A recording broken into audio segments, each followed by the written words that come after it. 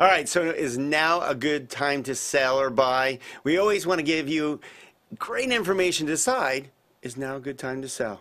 Well, right now is one of the best times ever to sell, and I'll tell you why. It's because people have been waiting to be able to take action, and the conditions are just right. Okay, so we have some new information. Remember, it's not just two talking heads. We always try to pull reports to give you some reasons behind the direction we're leading you into, meaning it's a great time. We think it's a great time. Spring's always a good time. Summer's always a good time. Those are the two hottest markets. But here's another interesting fact. Let's go to this slide. And now is a good time to sell. We're going to give you some new facts. Here's the number of people who moved back depending on the years, hot years and stuff. So you're back in the 80s, you had 20% of the population move. 2016 and 2017, you had 11% of the people moving. And the last year, only 10% moved. Right. So you're like, what does that mean? Well, that means that we created a problem where we don't have any inventory. We've been talking about it since 2009 or 2010, I think.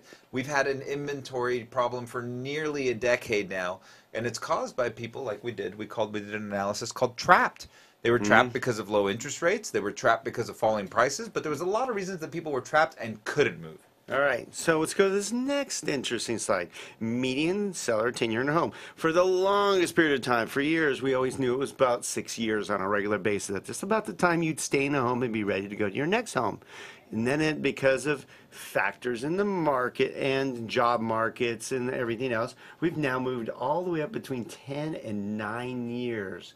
So if the average timing over history is mostly between 6 and 7, and now we're at 10 and 9, what does that mean, Gino? No, that means, again, we have an inventory problem. People are staying in their homes, so you have pent-up demand. You have people that want to buy homes, and there's just not enough homes for sale.